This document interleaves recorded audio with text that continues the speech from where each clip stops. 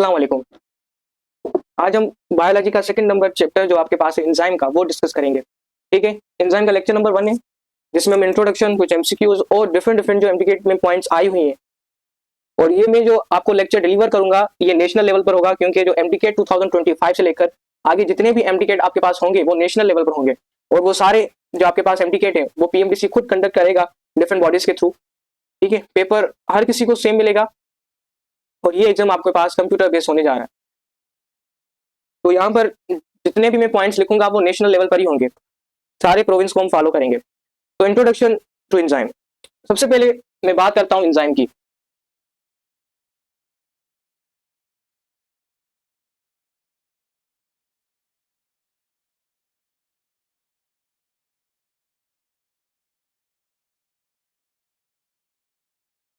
ठीक है, एंजाइम। अब एंजाइम में देखिए आपके पास दो वर्ड है, एक आपके पास है इन। अब ईएन से मुराद क्या है? ईएन से मुराद है इनसाइड। और यहाँ पर आपको जो जाइम नजर आ रहा हो, जाइम, इसका मतलब है ईस्ट। ठीक है, अब सिंह की टेक्स्ट बुक में कुछ एडिशनल चीजें हैं वो भी मैं यहाँ पर आपको नोट करवा दूं कि जो एंजाइम की टर्म है वो किसने क्वाइन की थी। उससे रिलेटेड आपके पास एमसीक्यूज आए हुए हैं पास पेपर के अंदर, तो उनको भी जरूर नोट कर दें। ये जो मैं बातें यहाँ पर अब नोट कराऊंगा वो नोट करें, सिंध की टेक्स्ट बुक में से आए हुए हैं। सबसे पहले जो एंजाइम की टर्म है वो किसने दी थी?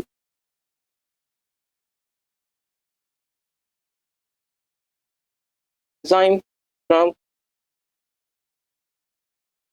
इंड बाय साइंटिस्ट जिनका नाम है फ्रेडरिक विलियम क्वीन।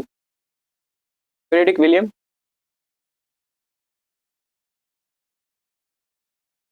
साइंटिस्ट है जिन्होंने एंजाइम का टर्म क्वीन किया था, फ्रेडरिक विलियम क्वीन। सिंध की टेक्स्ट बुक में मेंशन है सिर्फ, और इसमें आपके पास जो ईयर मेंशन की जाती है दैट इज 1878। 1878 के अंदर इन्होंने एंजाइम को क्वीन किया था। अब इसमें एक और दूसरी बात सिंध की टेक्स्ट बुक के अंदर आ जाती है। ठीक ठीक है, और ये बात ना सिर्फ सिंध की टेक्स्ट बुक में है बट उसके साथ केपीके के अंदर, इवन फेडरल टेक्स्ट बुक के अंदर एंड बलोचिस्तान, उसके अलावा पीटीबी के अंदर, इन सब में भी ये बात मौजूद है। ठीक है, इन सब में भी ये बात मौजूद है कि आपके पास जो साइंटिस्ट हैं थॉमस कोच, नाम मोस्टली सिंध की टेक्स्ट बुक में मेंशन है, थॉमस कोच, और उसके अलावा एक और साइंटिस्ट है जिनका नाम है सिडनी एल्टमैन। सिडनी एल्टमैन, इन्होंने डिस्कवर किया था, डिस्कवर्ड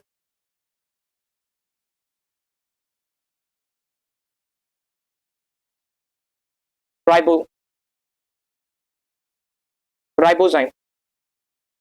ठीक है, राइबोजाइम ये कहां पर मिलता है? राइबोजाइम जो आपके पास ये मिलता है, इट फाउंड इन राइबोसोम। जो आपके पास है वो मिलता है राइबोसोम के अंदर, इट फाउंड इन राइबोसोम। ये बातें यहाँ पर कुछ थी जो कि आपके बुक के अंदर नहीं थी, तो आप इन बातों को जरूर नोट कर दें। अब मैं कुछ एडिशनल चीजें यहाँ पर डिस्क्राइब करूंगा। ठीक है, एंजाइम से रिलेटेड कुछ चीजें जो कि आपको इंट्रोडक्शन के तौर पर याद होनी चाहिए। अच्छा, फेडरल की टेक्स्ट बुक के अंदर एक और पॉइंट मेंशन की गई है, वो भी नोट कर दें। फेडरल के टेक्स्ट बुक के अंदर एक और पॉइंट भी नोट की गई है, वहां पर मैं यहाँ पर मेंशन कर देता हूँ। ये जो आपके पास दो साइंटिस्ट हैं, ठीक है, 19 सेंचुरी में दो साइंटिस्ट, बेसिकली दो साइंटिस्ट थे जो कि एक फ्रेंच केमिस्ट थे। इनमें एक आपके पास आता है पाइन, और दूसरे का नाम जो मेंशन की गई बुक के अंदर दैट इज परसोस। ठीक है, ये दोनों फ्रेंच केमिस्ट हैं, और इन्होंने क्या किया था, इन्होंने बेसिकली जो आपके पास बार्ली सीड है उनको ग्राउंड किया था, उनको पीसा था। ठीक है, जब उनको ग्राउंड किया गया तो उनको बेसिकली स्टार्च को डाइजेस्ट करने वाला सब्सटेंस मिला, स्टार्च को डाइजेस्ट करने वाला सब्सटेंस मिला जिनको नाम दिया गया डायस्पेस का। तो क्वेश्चन आ सकता है कहीं से भी, आप नोट कर दें। ठीक है, आपसे पूछा जाता है एग्जाम के अंदर, जो आपके पास दो साइंटिस्ट हैं पाइन एंड परसोस, इन्होंने किस सीड को ग्राउंड करके डायस्पेस एंजाइम को फाइंड किया, या इन्होंने बार्ली सीड को ग्राउंड करके कौन सा एंजाइम इनको मिला। सो मोस्टली इनको नाम दिया जाता है कि डायस्पेस एंजाइम, जो कि क्या करता है आपके पास स्टार्च को डाइजेस्ट करता है। ये कुछ चीजें थी फेडरल की टेक्स्ट बुक के अंदर जो मैंने यहाँ पर मेंशन कर दी है। अब मैं आता हूँ एंजाइम के कुछ इंट्रोडक्शन की तरफ। ठीक है, इंट्रोडक्शन पर बात करते हैं कि एंजाइम क्या है।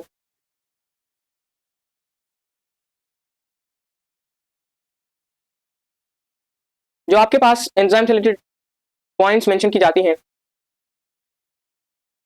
सबसे पहले जो आपके पास एंजाइम्स हैं वो बायोकैटालिस्ट हैं। अब बायोकैटालिस्ट का मतलब क्या है? एंजाइम्स क्या है आपके पास? बायोकैटालिस्ट है, जो कि क्या करते हैं? स्पीड अप करते हैं रिएक्शन को, स्पीड अप की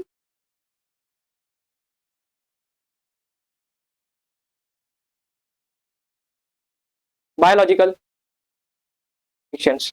ठीक है, जो आपके बॉडी के अंदर रिएक्शंस होते हैं उनकी जो स्पीड है उनको बढ़ाते हैं एंजाइम्स। ये मोस्टली एंजाइम का काम है। ठीक है, ये पॉइंट हुई आपके पास 1। पॉइंट 2 पर आऊं तो एंजाइम्स जो है ये आपके पास प्रोटीन इन नेचर होते हैं। ये क्या होते हैं आपके पास? प्रोटीन इन नेचर होते हैं, ये प्रोटीन के बने हुए होते हैं। ठीक है, और यहाँ पर एक और बात नोट कर दें जो कि आपको परेशान करने के लिए एग्जामिनर देता है एमसीक्यूज के अंदर, कि एंजाइम्स जो हैं दे रिमेन अनचेंज्ड। अनचेंज से मुराद है ये रिएक्शन के अंदर कंज्यूम नहीं होते, not consume. Enzyme remain unchanged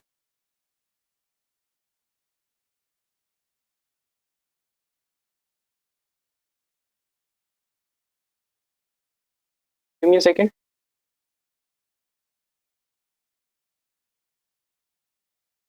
after completion of reaction, reaction की कंप्लीट होने के बाद आपको एंजाइम वही मिलेगा जो आपने शुरू में यूज किया था। दैट मीन एंजाइम रिएक्शन में कंज्यूम नहीं होते। कंज्यूम का मतलब इस्तेमाल नहीं होते एंजाइम रिएक्शन के अंदर। ठीक है, ये बात तो इंट्रोडक्शन की, और कुछ एडिशनल पॉइंट्स थी जो कि आपके डिफरेंट टेस्ट बुक के अंदर मौजूद थी, वो मैंने यहाँ पर मेंशन कर दी है। आप इन पॉइंट्स को जरूर नोट करें।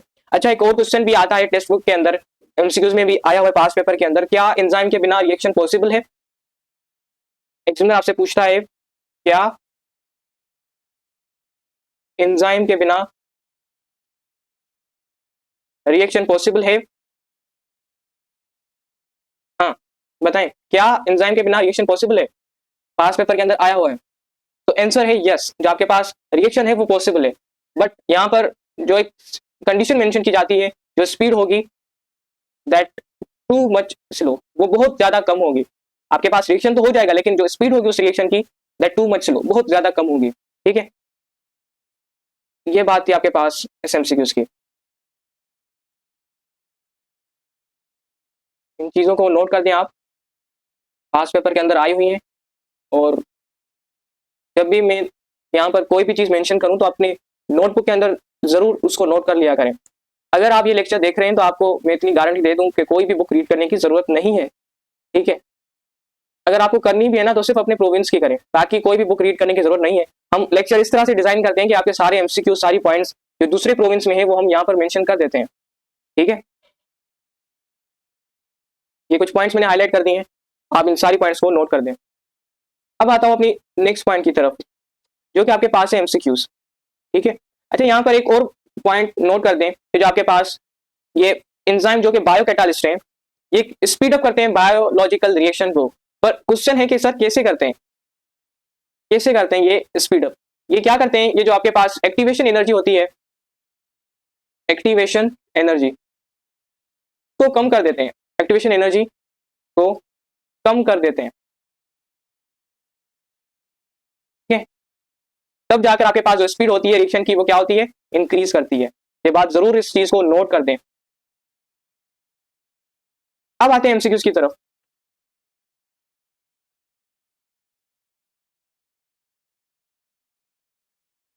फर्स्ट एमसीक्यू है, what is the primary function of enzyme? Enzyme का प्राइमरी फंक्शन आपके पास क्या होगा? Primary function of enzyme. ठीक है, they slow down reaction, they slow down the reaction. अब हम पढ़कर आए कि जो आपके पास एंजाइम्स हैं वो क्या करते हैं? जो आपके पास एंजाइम्स हैं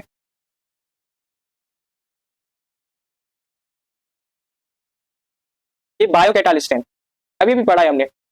और बायोकैटालिस्ट क्या करते हैं? स्पीड को इंक्रीज करते हैं, ये स्पीड को इंक्रीज करते हैं रिएक्शन की। तो ये ऑप्शन आपके पास करेक्ट होगा, रॉन्ग होगा? ये आपके पास रॉन्ग होगा। द स्पीड ऑफ रिएक्शन, ये बात बिल्कुल करेक्ट है। The act as a reactant, no, increase activation energy, नहीं भाई, स्पीड तभी इंक्रीज होगी जब आपके पास एक्टिवेशन एनर्जी क्या होगी, आपके पास एक्टिवेशन एनर्जी कम होगी। ये बात नोट कर दें, यहाँ पर मैं रिलेशन के तौर पर मेंशन कर रहा हूँ, जो एंजाइम की स्पीड है वो इनवर्सली प्रोपोर्शनल है एक्टिवेशन एनर्जी से। ठीक है, इस चीज को नोट कर दें, जो आपके पास एंजाइम की स्पीड है वो इनवर्सली प्रोपोर्शनल है एक्टिवेशन एनर्जी से। अब आप सबको पता है अगर आपके पास एक्टिवेशन एनर्जी कम होगी, if activation energy will decrease, then क्या होगा, स्पीड जो होगी एंजाइम की वो इंक्रीज हो जाएगी। इसी वजह से किसी भी रिएक्शन की स्पीड को आपको अगर बढ़ाना है, देन आप क्या करोगे, उसकी एक्टिवेशन एनर्जी को कम कर दोगे। यही आपके पास एंजाइम का फंक्शन है। ठीक है, तो यहाँ पर कौन सा ऑप्शन होगा, दे स्पीड अप द रिएक्शन, ये आपके पास ऑप्शन नहीं होगा। अब आपके पास एंजाइम के स्ट्रक्चर और कंपोजिशन की, यहाँ पर आपको एक फिगर नजर आ रही हो, ठीक है, ये जो आपके पास है, ये आपके पास है एंजाइम, और ये जो आपको नजर आ रहा है this one, this is called the substrate. ठीक है, आप सबस्ट्रेट को अगर डिफाइन करने चाहें तो सबस्ट्रेट आपके पास क्या है, सबस्ट्रेट क्या करता है, इट बाइंड टू एंजाइम्स। ठीक है, और ये जो आपको अगर नजर आ रहा हो दिस वन, ये आपके पास है एक्टिव साइट। ठीक है, अब इन सब के बारे में हम डिटेल से यहाँ पर मैं डील करता हूँ, जो कि आपके पास जो एमसीक्यूज पॉइंट इनमें से आई हुई हैं वो आप इनको जरूर नोट कर दें। ठीक है, अच्छा यहाँ पर एक और पॉइंट है जो कि सिंध के टेक्स्ट बुक के अंदर है और पास पेपर के में आई भी हुई है इस साल 2024 में, ये पॉइंट मेंशन की गई थी पेपर के अंदर। ठीक है, इसको नोट कर दें, जो एंजाइम्स हैं, enzymes they are specific in nature, या specific in nature and function, ये अपनी नेचर में और फंक्शन में स्पेसिफिक है, मतलब ये बात नोट कर दें। ठीक है, और इसमें एक और बात भी मेंशन की गई है बुक के अंदर कि जो आपके पास एंजाइम्स है वो प्रोड्यूस कहाँ होते हैं और सिंथेसाइज कहाँ होते हैं, ये बात जरूर नोट कर दें, दोनों में डिफरेंस है। तो एंजाइम्स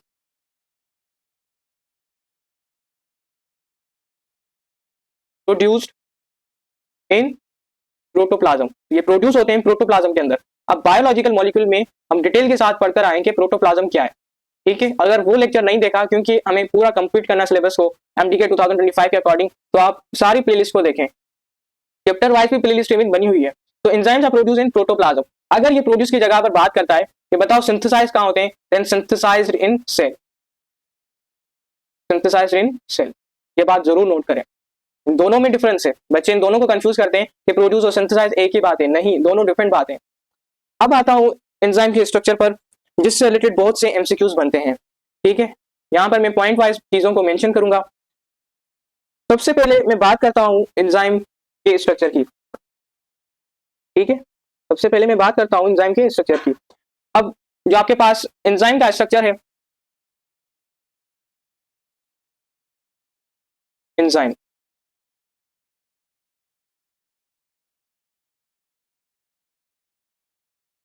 ठीक है, अब इसके बारे में मैं बात करता हूँ।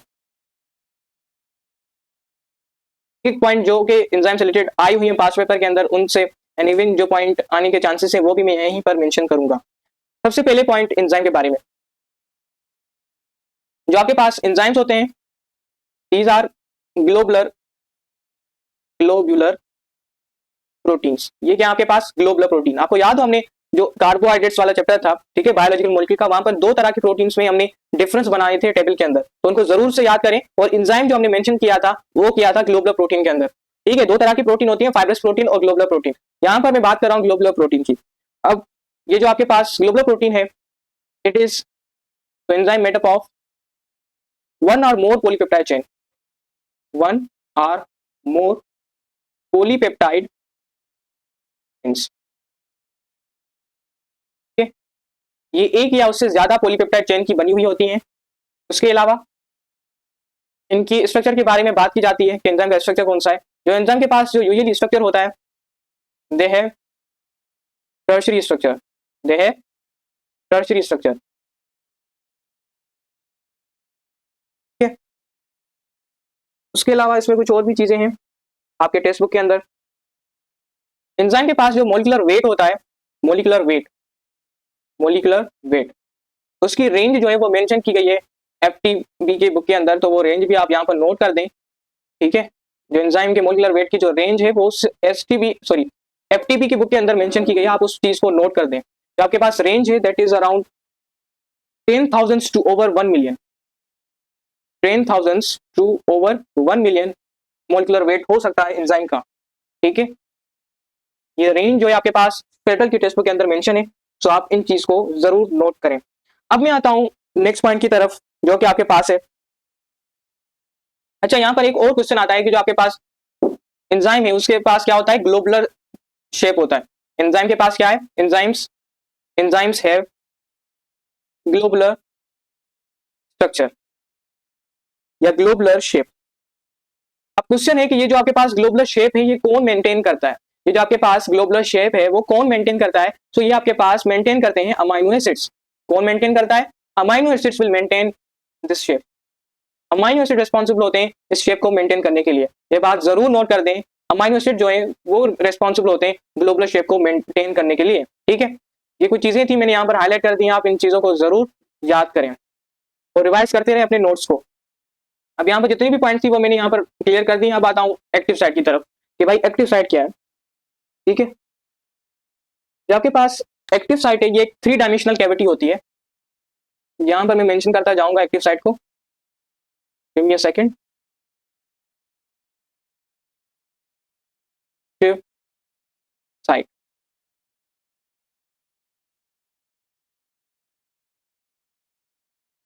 कुछ पॉइंट किसी और बुक के अंदर है, कुछ पॉइंट किसी और बुक के अंदर है, तो इससे बच्चे कंफ्यूज होते हैं।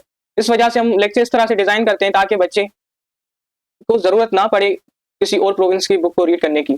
ठीक है, जैसे हमारे लेक्चर्स कंप्लीट होंगे, सिलेबस कंप्लीट होगा, हम 20,000 प्लस एमसीक्यूज की डिस्कशन करेंगे। ठीक है, पास पेपर भी इसमें आपके पास इंक्लूड होंगे। अब एक्टिव साइट की बात करूं तो जो आपके पास एक्टिव साइट होती है, फर्स्ट ऑफ ऑल ये आपके पास है 3 डायमेंशनल साइट। ठीक है, उसके अलावा इसमें एक और बात आती है जो आपके पास एक्टिव साइट है, it is the charge bearing site. In active site के पास चार्ज होती है, चार्ज बियरिंग साइट है। ठीक है, ये बात हुई आपके पास एक्टिव साइट की। यहाँ पर सबस्ट्रेट से रिलेटेड कुछ चीजें आप नोट कर दें जो कि किसी और प्रोविंस की बुक में नहीं है, लेकिन यहाँ पर आपको ये पॉइंट जो है वो फेडरल की टेक्स्ट बुक के अंदर मिलेंगे। ठीक है, कॉन्सेप्चुअल पॉइंट है, इसको जरूर नोट कर दें। जो आपके पास सबस्ट्रेट होता है, जिस तरह मैंने बताया ये आपके पास रिएक्टेंट होता है। सबस्ट्रेट जो है वो रिएक्टेंट के तौर पर काम आता है, जो कि कन्वर्ट होता है किसके अंदर, प्रोडक्ट के अंदर। जब रिएक्शन प्रोसीड होता है तब जाकर यही सबस्ट्रेट जो होता है वो कन्वर्ट हो जाता है प्रोडक्ट के अंदर। ठीक है, अब यहाँ पर जैसे ही सबस्ट्रेट क्या करेगा, इस एक्टिव साइट से बॉन्ड बनाएगा। अब ये बॉन्ड जो बनाएगा वो लिंकेज क्या होगी। ठीक है, जिस तरह हम पढ़ते हैं कि जो आपके पास वाटर मॉलिक्यूल होता है उसमें जो बॉन्ड होता है वो सिंगल कोवेलेंट बॉन्ड होता है। ठीक है, इसी तरह हम बात करते हैं इन सबस्ट्रेट और एंजाइम और एक्टिव साइट के दरमियान में क्या बॉन्ड बनता है। ठीक है, तो ये क्या करेगा सबस्ट्रेट, ये सबस्ट्रेट फिट होगा इस एक्टिव साइट में। ये सबस्ट्रेट जो है वो फिट होगा इस एक्टिव साइट के अंदर। मैं हाईलाइट कर रहा हूं, फॉर एग्जांपल ये सबस्ट्रेट जो है वो फिट होगा इस एक्टिव साइट के अंदर।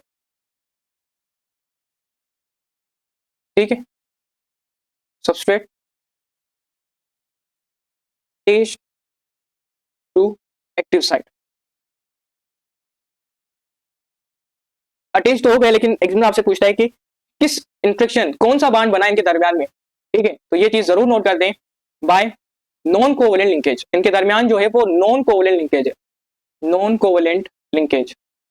ठीक है, जिस तरह हम पढ़कर आएंगे जो आपके पास ये वाटर मॉलिक्यूल इनके पास कोवेलेंट लिंकेज होता है। ठीक है, इसी तरह माल्टोज के पास, सुक्रोज के पास, लैक्टोज के पास, इन सब के दरमियान में कोवेलेंट लिंकेज होता है। लेकिन एंजाइम और सबस्ट्रेट के दरमियान में जो लिंकेज होता है, जो आपके पास एक्टिव साइट में बाइंड होता है जब सबस्ट्रेट, तो उनके दरमियान में जो लिंकेज बनता है that is called non covalent linkage. ठीक है, अब नॉन कोवेलेंट लिंकेज में आपके पास आ जाते हैं लाइक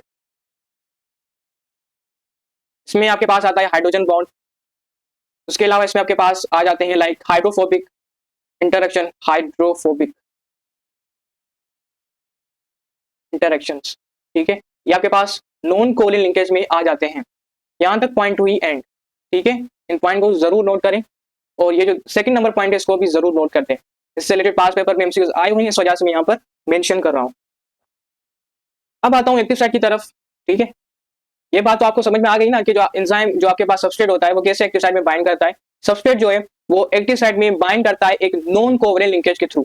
इसके थ्रू, नॉन कोवेलेंट लिंकेज के थ्रू ये बाइंड करता है। अब ये जो आपके पास नॉन कोवेलेंट लिंकेज है ये कौन सा है आपके पास, ये जो नॉन कोवेलेंट लिंकेज होता है इसमें आपके पास आ जाते हैं हाइड्रोजन बॉन्ड, उसके अलावा क्या आ जाता है, उसके अलावा आपके पास आता है हाइड्रोफोबिक इंटरेक्शन। तो इस तरह के आपके पास इसमें नॉन कोवेलेंट लिंकेज आ जाते हैं।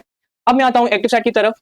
एक्टिव साइट में एक और पॉइंट, और ये पॉइंट अगेन आपके पास आई थिंक हाँ फेडरल के टेक्स्ट बुक के अंदर मेंशन की गई है। फेडरल के टेक्स्ट बुक के अंदर ये पॉइंट मेंशन की गई है कि जो आपके पास एक्टिव साइट है,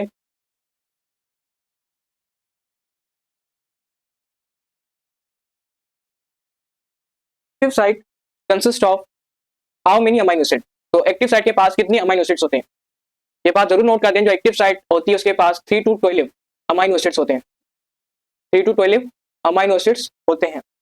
ठीक है, बस यही कुछ चीजें थी इससे रिलेटेड, और इसमें एक और चीज भी आ जाती है वो भी मैं यहाँ पर मेंशन कर दूं। ठीक है, जो आपके पास एक्टिव साइट होती है, एक्टिव साइट फॉर एल्डोलेस, अब नाम से देखें जो आपके पास एल्डोलेस है दैट मींस एल्डिहाइड से रिलेटेड। ठीक है, जो हम पढ़कर आए पीछे जो आपके पास एल्डो कीटो, अब जो एल्डो है दैट मींस एल्डिहाइड। अगर कार्बोहाइड्रेट वाला चैप्टर आपने अच्छे से देखा है तो वो जरूर अगेन सुने जाकर। अगर इन चीजों को कवर ना करके आए तो आपको कोई बात भी याद नहीं होगी, ना ही समझ में आएगी। इस वजह से पीछे जितने लेक्चर हो समझा कर आया हूँ वो जरूर सुने। ठीक है, जो आपके पास एल्डो है दैट एल्डिहाइड, और कीटो जो होता है दैट कीटोन ग्रुप। ठीक है, अगेन यहाँ पर कुछ चीजें मेंशन कर दूं। जो एल्डिहाइड होता है that is C double bond O H, दोनों साइड पर आपके पास हाइड्रोजन ग्रुप होते हैं। और कीटोन में एक साइड पर, सॉरी कीटोन में आपके पास होता है R C double bond O R, दोनों तरफ क्या होते हैं, अल्काइल रेडिकल होते हैं। ठीक है, ये बात है आपके पास एल्डो ग्रुप की, और ये बात है आपके पास कीटो ग्रुप की। ये जो आपके पास एक्टिव साइट है एल्डोलेज के एंजाइम के लिए, एक्टिव साइट जो होती है एल्डोलेज एंजाइम के लिए वो कौन कौन से अमाइनो एसिड कंसिस्ट करती है। The active site for aldolase, अब देखें जो आपके पास एंजाइम होगा उसके एंड में मोस्टली एज का वर्ड आता है। ठीक है, एज का वर्ड आपने देखा होगा, मोस्टली जो एंजाइम्स होते हैं उनके एंड में जो प्रीफिक्स होता है उसे हम कहते हैं एज। अब लाइक हम पढ़कर आए एग्जांपल के तौर पर देखें यहाँ पर डायास्टेज। अब डायास्टेज एक एंजाइम है, कैसे पता चला, नंबर 1 एज लिखा हुआ है। ठीक है, इसी तरह आपके पास है माल्टेज। ठीक है, माल्टेज, तो अगेन आपके पास यहाँ पर आया एज। इसी तरह आपके पास एक बहुत से एग्जांपल्स आते हैं। ठीक है, तो ये जो एज प्रीफिक्स होता है ये मोस्टली हम यूज करते हैं इस एंजाइम के लिए। जो आपके पास एक्टिव साइट होती है एल्डोलेज एंजाइम के लिए वो कौन से अमाइनो एसिड कंटेन करती है, which amino acid it contain. तो इनके पास जो अमाइनो एसिड होते हैं एल्डोलेज एंजाइम में वो 3 मेंशन किए गए हैं बुक के अंदर। नंबर वन आपके पास इसमें आ जाता है glycine, glycine. Next one is histidine, and जो थर्ड आपके पास इसमें आता है दैट इज कॉल्ड एलेनिन। क्या आपके पास, एलेनिन, एलेनिन। ओके, ये तीनों अमाइनो एसिड आपके पास जो एंजाइम है एल्डोलेज उसकी एक्टिव साइट में मौजूद होते हैं। ठीक है, फॉर एग्जांपल ये आपके पास एक एल्डोलेज है, आपके पास एक एल्डोलेज एंजाइम है। ठीक है, अब इसकी जो आपके पास यहाँ पर नजर आ रहा हो, लाइक मैं इसे शो कर दूं, ये जो आप देख रहे हैं साइट, इसको साइट को हम कहते हैं एक्टिव साइट। ठीक है, इसको हम कहते हैं एक्टिव साइट। अब इस एक्टिव साइट में जो अमाइनो एसिड आपको मिलेंगे वो ये मिलेंगे 3, ग्लाइसिन, हिस्टिडीन एंड एलेनिन। ठीक है, यही कुछ चीजें थी जो मुझे यहाँ पर मेंशन करनी थी। किसी भी टेक्स्ट बुक के अंदर मेंशन नहीं है, आपके पास ये मेंशन की गई है फेडरल के टेक्स्ट बुक के अंदर, तो आप इन पॉइंट को जरूर नोट कर दें। फेडरल की पॉइंट को जरा भी नहीं छोड़ें क्योंकि फेडरल जो है उसमें से मोस्टली पेपर बनता है। ठीक है, इनकी टेक्स्ट बुक से भी आई हुई पॉइंट वो भी मैंने यहाँ पर मेंशन कर दिया है। अब नेक्स्ट टॉपिक की तरफ आता हूँ। अच्छा, यहाँ पर एक और चीज है अमाइनो एक्टिव साइट से रिलेटेड, तो मैं यहाँ पर डिस्कस कर देता हूँ। जो आपके पास एक्टिव साइट है उसके पास अगेन 2 कैविटीज होती हैं। जो आपके पास एक्टिव साइट है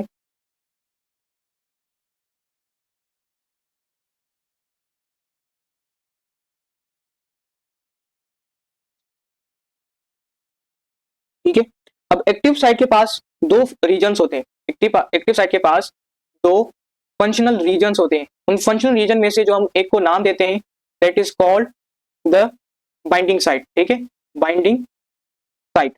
और जो नेक्स्ट वन है आपके पास वो है कैटालिटिक साइट। Catalytic site. अब जो आपके पास ये बाइंडिंग साइट है ये क्या है, और कैटालिटिक साइट ये क्या है, ठीक है। अब आपके पास कुछ अमाइनो एसिड्स होते हैं, उनके पास जो एक्टिव साइट होती है वो सिर्फ और सिर्फ सबस्ट्रेट कंस्टिट्यूट करती है, ठीक है। पहले मैं यहाँ पर डिफाइन कर देता हूँ बाइंडिंग साइट को और कैटालिटिक साइट को। जो आपके पास, ठीक है, जो बाइंडिंग साइट है इट रिकॉग्नाइज, क्या बताया मैंने, इट रिकॉग्नाइज द सबस्ट्रेट। जो आपके पास सबस्ट्रेट उसको जो रिकॉग्नाइज करेगी, उसको पहचानेगी, वो आपके पास है बाइंडिंग साइट, ठीक है। और उसके अलावा ये ना सिर्फ रिकॉग्नाइज करती है बट इनके बाइंड भी करवाती है सबस्ट्रेट को। It also bind the substrate with enzyme, substrate को एंजाइम के साथ बाइंड भी कराती है, सबस्ट्रेट विथ एंजाइम, ये जरूर नोट कर दें आप। और जो कैटालिटिक साइट होती है उसका काम क्या होता है, वो कैटालिटिक एक्टिविटी में काम करती है, it work in a catalytic activity, ठीक है। जो आपके पास एंजाइम प्लस सबस्ट्रेट आपस में मिले, फिर आपके पास एंजाइम सबस्ट्रेट कॉम्प्लेक्स बना, फिर आगे जाकर एंजाइम प्रोडक्ट कॉम्प्लेक्स बना, अगेन आगे जाकर आपके पास लास्ट में बनता है एंजाइम प्लस प्रोडक्ट। तो ये जो कैटालिटिक एक्टिविटी चलती है ये कहां पर चलती है, ये चलती है आपके पास कैटालिटिक साइट में, ठीक है। और जो बाइंडिंग साइट है वो क्या करती है, सबस्ट्रेट को पहचानती है, रिकॉग्नाइज करती है। उसके अलावा जो आपके पास एंजाइम में एक्टिव साइट है, वहां पर बाइंडिंग साइट क्या कराती है, सबस्ट्रेट को बाइंड कराती है एंजाइम के साथ। और जो नेक्स्ट जो रीजन है कैटालिटिक साइट, वो क्या करता है, कैटालिटिक एक्टिविटी को परफॉर्म करता है। ये कुछ एडिशनल चीजें थी वो मैंने यहाँ पर मेंशन कर दिया। अब कैरेक्टरिस्टिक्स से रिलेटेड जो एंजाइम की कैरेक्टरिस्टिक्स हैं उनसे रिलेटेड एमसीक्यूज आते रहते हैं, कुछ पॉइंट्स हैं आप इनको जरूर नोट कर दें, मैं यहाँ पर मेंशन करूंगा बुलेट्स की फॉर्म में। नंबर 1 पॉइंट, जो आपके पास एंजाइम्स होते हैं these are biological molecules,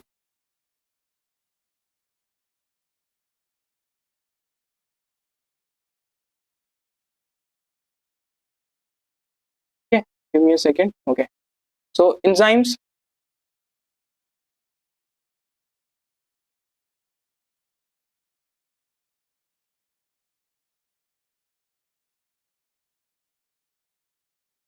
are biological molecule। मैं पॉइंट्स के फॉर्म में यहाँ पर मेंशन करूंगा क्योंकि जो पॉइंट्स है आपके बुक के अंदर वो डिफरेंट डिफरेंट पैराग्राफ के फॉर्म में मेंशन की गई हैं, तो मैं यहाँ पर लाइंस के फॉर्म में मेंशन करूंगा ताकि आपको रिवीजन के टाइम पर आसानी से उनको रिवाइज कर सकें। बायोलॉजिकल मॉलिक्यूल जो कि क्या करते हैं, कैटालाइज करते हैं रिएक्शन को, ठीक है, नंबर 1 पॉइंट। अब जो इसमें नेक्स्ट पॉइंट आपके पास मेंशन की जाती है, जितने भी एंजाइम्स हैं, all enzymes they have globular shape, उनके पास क्या होता है, ग्लोबुलर शेप होता है, ठीक है। नंबर 2 आते हैं नंबर 3 की तरफ। जो आपके पास एंजाइम्स होते हैं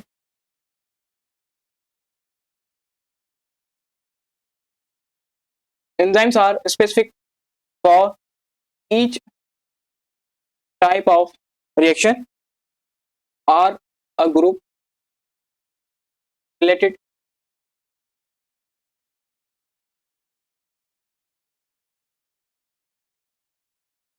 reactions।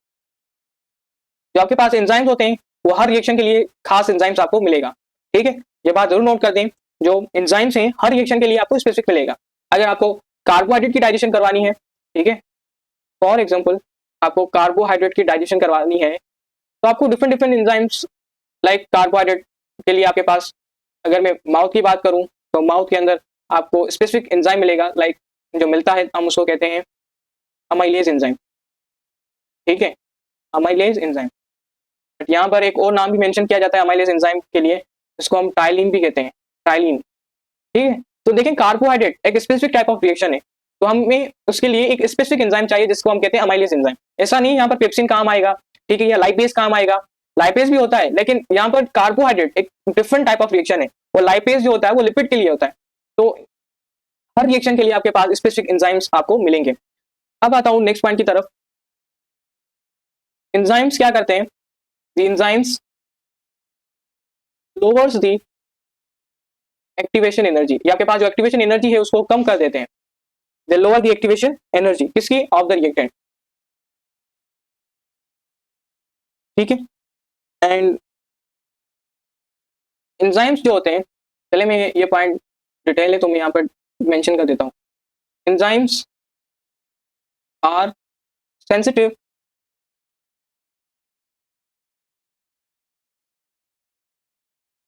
टू, यहाँ पर इन सही रहेगा, the enzymes are sensitive in a mirror change, sorry a minor change, ये जो आपके पास माइनर चेंज आती है पीएच में, कभी आती है, कभी टेम्परेचर के अंदर आती है, कभी कंसंट्रेशन के अंदर आती है, ठीक है।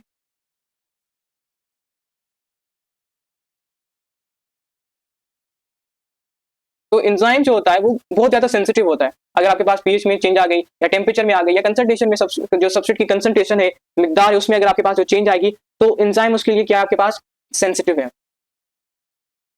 ठीक है। अगर फॉर एग्जांपल टेम्परेचर आपके पास 100 डिग्री सेल्सियस तक पहुंच गया तो एंजाइम्स क्या हो जाएगा, एंजाइम्स आपके पास हो जाएगा डीनेचर, डीनेचर हो जाएगा, वो अपना फंक्शन लूज कर देगा, ठीक है। इसी तरह पीएच को इंक्रीज करोगे तो एंजाइम डीनेचर हो जाएगा, सब्सट्रेट की कंसंट्रेशन को इंक्रीज करोगे वो भी एंजाइम के पर अफेक्ट करेगी। तो इस वजह से कहते हैं जो एंजाइम्स है वो क्या है, सेंसिटिव है इन फैक्टर्स को लेकर।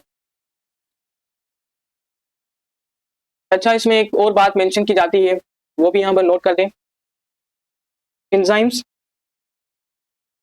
Are potentially damaged if they are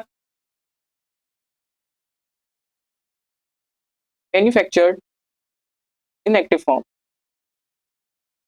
enzyme आपके पास ऐसे होते हैं जो कि आपको डैमेज कर सकते हैं, आपकी बॉडी को डैमेज कर सकते हैं अगर हम उसको एक्टिव फॉर्म में बनाएं।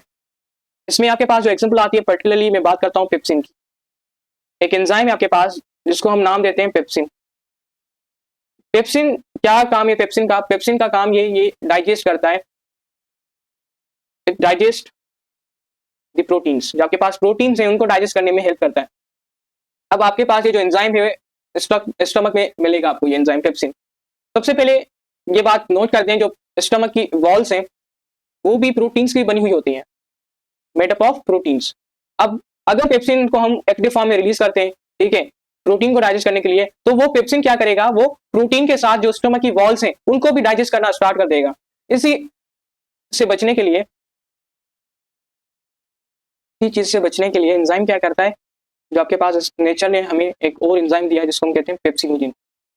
पेप्सिनोजिन जो आपके पास है ये है इनएक्टिव फॉर्म, इनएक्टिव फॉर्म,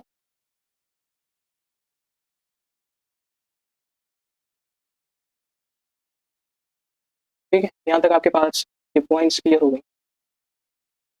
अब मैं आता हूँ नेक्स्ट पॉइंट की तरफ, that is types of cofactor, ठीक है, टाइप्स ऑफ कोफैक्टर।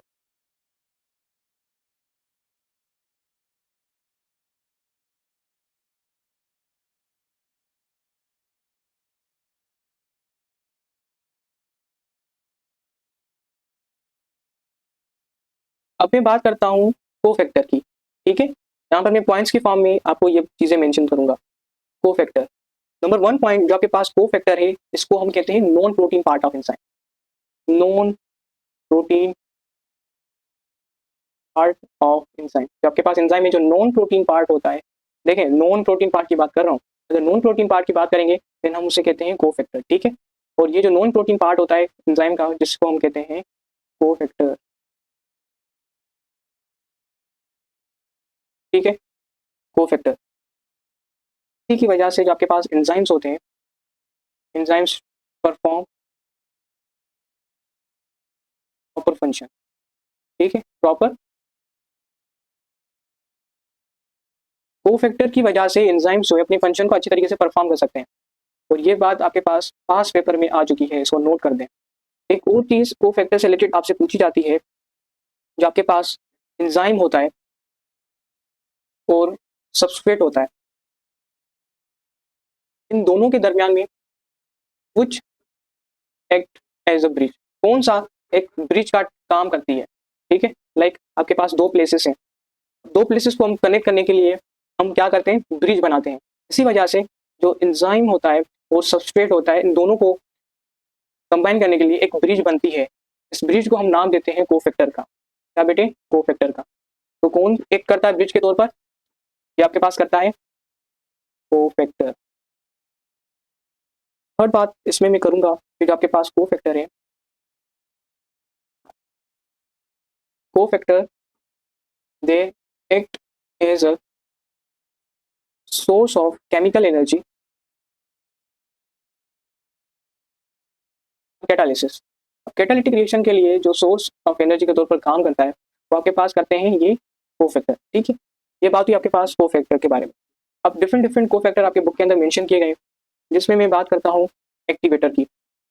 ये भी आपके पास एक कोफैक्टर ही है, एक्टिवेटर।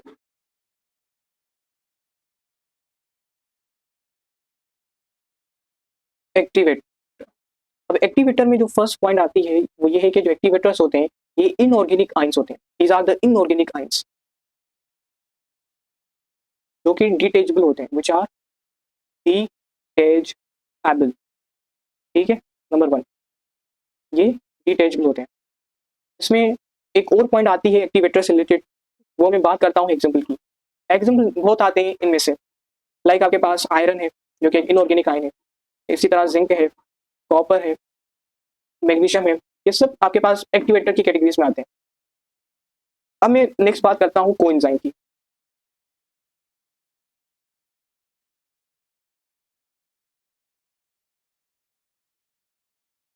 कोएंजाइम में जो फर्स्ट मैं बात करता हूँ सबसे पहले, ये आपके पास ऑर्गेनिक होते हैं या इनऑर्गेनिक होते हैं। तो coenzyme these are the organic, coenzymes are the organic cofactor, आपके पास ऑर्गेनिक कोफैक्टर्स होते हैं। और अगर बेटे आपसे पूछा जाए इनऑर्गेनिक कोफैक्टर कौन सा होता है, देन इनऑर्गेनिक आपके पास जो होगा बेटे वो होगा एक्टिवेटर। अगर ऑर्गेनिक पूछता है देन आपके पास क्या होगा, कोएंजाइम होगा। इन दोनों चीजों को कंफ्यूज ना करें। और लिंकेज की बात करूं, ये मैं लिंकेज की बात कर रहा हूँ, ये डिटैचेबल होते हैं। और जो ऑर्गेनिक कोफैक्टर्स हैं they loosely attached to protein part of enzyme. ये जो आपके पास है ये लूजली अटैच होते हैं किसके साथ, जो प्रोटीन पार्ट होता है एंजाइम का, जो कि प्रोटीन पार्ट होता है एंजाइम का, उसके साथ लूजली अटैच होते हैं कोएंजाइम। ठीक है, में एक और चीज मेंशन की जाती है और ये चीज पास पेपर के अंदर आई भी हुई है, तो आप इसको जरूर नोट करें। कोएंजाइम से होते हैं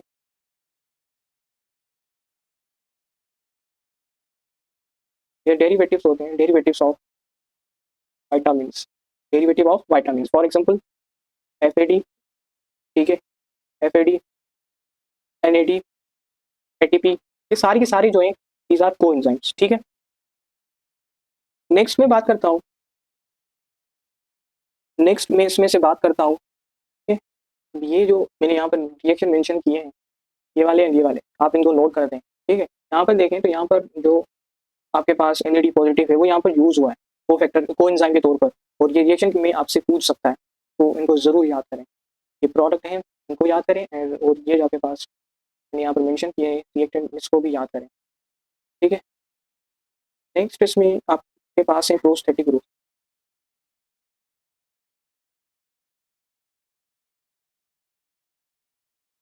prosthetic group number one, prosthetic group ये आपके पास नॉन प्रोटीन पार्ट होते हैं। क्या होते हैं, non protein part, non protein part of enzyme. ठीक है, ओके, कोवैलेंटली अटैच होते हैं, जो कि कोवैलेंटली अटैच होते हैं प्रोटीन पार्ट जो होता है एंजाइम का उसके साथ, to the protein part of an enzyme. Okay, ठीक है, सो प्रोस्थेटिक ग्रुप जो आपके पास होता है it is the non protein part enzyme का होता है, जो कि कोवैलेंटली अटैच होता है किसके साथ, जो प्रोटीन पार्ट होता है एंजाइम का उसके साथ।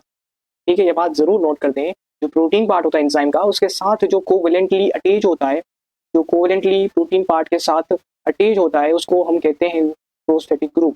ठीक है, जो कि एक नॉन प्रोटीन पार्ट है, ये बात जरूर नोट कर दें। ठीक है, इसमें एग्जाम्पल के तौर पर आप जरूर नोट कर दें साइटोक्रोम। ठीक है, cytochrome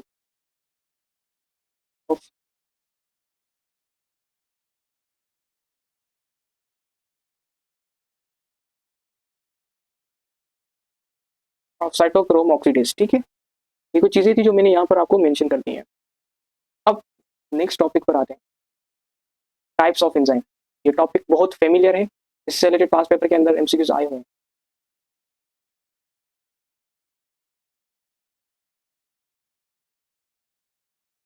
types of an enzyme,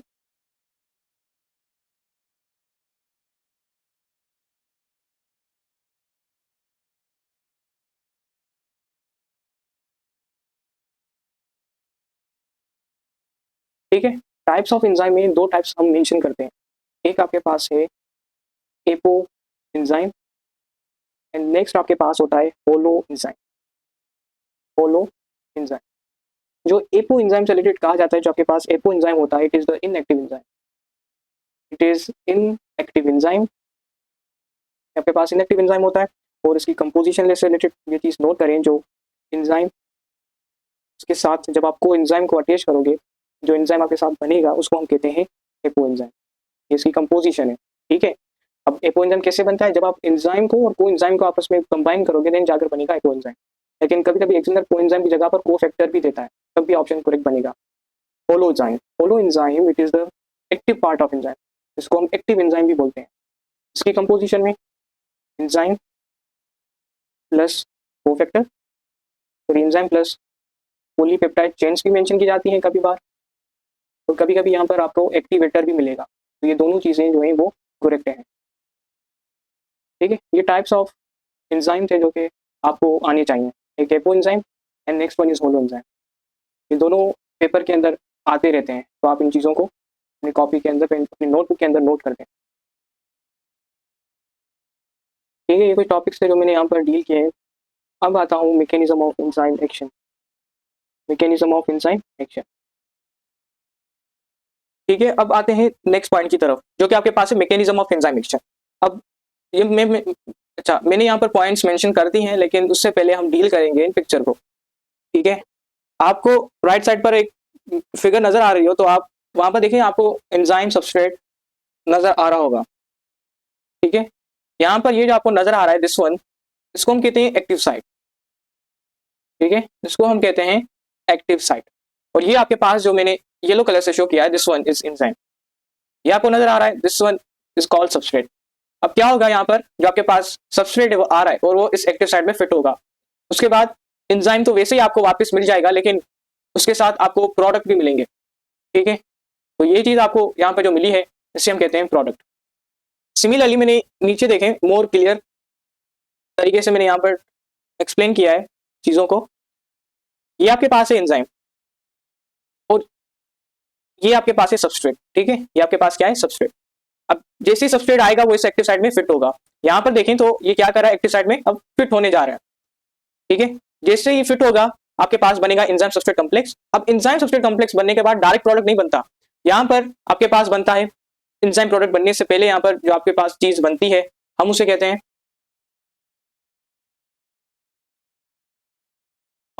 enzyme product complex. Enzyme product complex बनता है, फिर जाकर एटीडी एंड फोर्थ स्टेप में आपके पास बनता है एंजाइम प्लस प्रोडक्ट। इस चीज को जरूर नोट करते हैं आप। ठीक है, अब आते हैं पॉइंट की तरफ। ये पॉइंट जो है आपके पास इवन केपीके के अंदर and Balochistan and different province जो आपके पास फेडरल की टेक्स्ट बुक है उसके अंदर भी ये पॉइंट्स मेंशन की गई हैं। सबसे पहले मैं बात करता हूं फीडबैक इनहिबिशन की। यहां पर देखें आपके पास फीडबैक इनहिबिशन, इनहिबिशन से मुराद किसी चीज को रोकना। तो यहां पर क्या होगा, यहां पर आपके पास जो एंजाइम की एक्टिविटी होगी वो इनहिबिट होगी।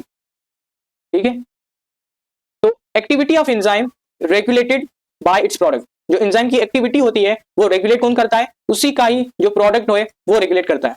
ठीक है, when activity of enzyme is inhibited, inhibited का मैंने बताया रोकना। ठीक है, inhibited by its own product, जब किसी एंजाइम की एक्टिविटी को उसी का ही प्रोडक्ट इनहिबिट करे तो इस तरह की इनहिबिशन को हम कहते हैं फीडबैक इनहिबिशन। या क्योंकि यहाँ पर एंड प्रोडक्ट इनहिबिट कर रहा है तो हम इसे एंड प्रोडक्ट इनहिबिशन भी कहते हैं। ठीक है, और दूसरी बात यहाँ पर आती है प्रीकर्सर एक्टिवेशन की। अब ये क्या चीज है, देखें जो आपके पास सबस्ट्रेट की कंसंट्रेशन में आपको अगर वो इंक्रीज करती है, ठीक है, तो ये क्या करती है, रेट ऑफ रिएक्शन जो कि एंजाइम का है उसको इंक्रीज करती है। अगेन मैं नीचे यहाँ पर एक्सप्लेन कर देता हूँ, जो आपके पास सबस्ट्रेट की कंसंट्रेशन है, सबस्ट्रेट की जो अमाउंट है, जब वो इंक्रीज करेगी देन आपके पास रेट ऑफ रिएक्शन भी क्या करेगा बेटे, इंक्रीज करेगा। ठीक है, और एक्टिवेशन एनर्जी क्या होगी, डिक्रीज होगी। तभी तो जाकर आपके पास रेट ऑफ रिएक्शन क्या हो रहा है, इंक्रीज कर रहा है। यही बात मैंने नीचे मेंशन कर दी है। ये आपके पास कोई सबस्ट्रेट है जिसको मैंने नाम दिया इनिशियल सबस्ट्रेट, एफ का नाम दिया, then A, then I, then last में एस। जो एस आपके पास है ये फाइनल प्रोडक्ट है। अब ये जो आपके पास एफ है वो कन्वर्ट हो रहा है ए के अंदर, देन ए कन्वर्ट हो रहा है आई के अंदर, देन आई कन्वर्ट हो रहा है एस के अंदर। ठीक है बेटे, अब यहाँ पर देखें जो एफ को कन्वर्ट करा ए के अंदर वो एंजाइम 1 है, देन आपके पास एंजाइम 2, देन एंजाइम 3। अब फीडबैक इनहिबिशन और प्रीकर्सर एक्टिवेशन को हम कैसे फाइंड करें, जब भी आपके पास ये फाइनल प्रोडक्ट जो कि आपके पास यहाँ पर है एस, ये क्या करें, ये इनहिबिट करें इस एंजाइम को, देन आपके पास ए तो बनेगा नहीं, जब ए नहीं बनेगा तो आपके पास आई भी नहीं बनेगा, ठीक है। इसी तरह प्रीकर्सर एक्टिवेशन भी आपके पास होती है, वो क्या होती है, फीडबैक इनिबिशन के थ्रू, फीडबैक इनिबिशन के थ्रू आप एक्टिविटी को क्या करते हो बेटे, डिक्रीज करते हो। और अगर मैं बात करूं प्रीकर्सर एक्टिवेशन की, प्रीकर्सर एक्टिवेशन में क्योंकि सबस्ट्रेट इंक्रीज कर रहा है, सबस्ट्रेट की कंसंट्रेशन को, सबस्ट्रेट की अमाउंट को आप इंक्रीज कर रहे हो, जब आप उसकी इनिशियल सबस्ट्रेट की कंसंट्रेशन को बढ़ाओगे तो लाजमी बात है आपके पास जो प्रोडक्ट बनेगा वो भी ज्यादा बनेगा, ठीक है। तो आपके पास जो एक्टिविटी होगी वो प्रीकर्सर एक्टिवेशन में क्या होगी बेटे, इंक्रीज करेगी। बस यही कुछ पॉइंट्स थी आज के लेक्चर में, और जितनी भी पॉइंट्स थी एमटीके से रिलेटेड वो सारी मैंने यहाँ पर डिस्क्राइब कर दी है, ठीक है। आपके बुक के अंदर कम्प्लेक्स पॉइंट लिखी हुई है, मैंने उनको इजी तरीके से यहाँ पर मेंशन किया है। और जिस बुक से जो पॉइंट्स मैंने ली है, लाइक आपके पास फेडरल के अंदर कुछ और है, पीटीपी के अंदर कुछ और है, बलूचिस्तान के अंदर कुछ और है, सिंध की बुक के अंदर कुछ और है, तो वो सारी चीजें मैंने यहाँ पर समराइज कर दी हैं ताकि आपको कंफ्यूजन ना हो पेपर वाले दिन, ठीक है। इन चीजों को नोट करें और इनको रिवाइज करते रहें डेली बेसिस पर, पास पेपर को जरूर सॉल्व करें। जो इस चैनल पर न्यू है उनको मैं यही कहूंगा कि काइंडली इस वीडियो को अपने दोस्तों के साथ शेयर करें ताकि वो भी अपनी जर्नी को कंटिन्यू कर सकें। Wish you best of the luck, keep moving, keep pushing yourself, only you are the person who achieve your aim. अल्लाह हाफिज।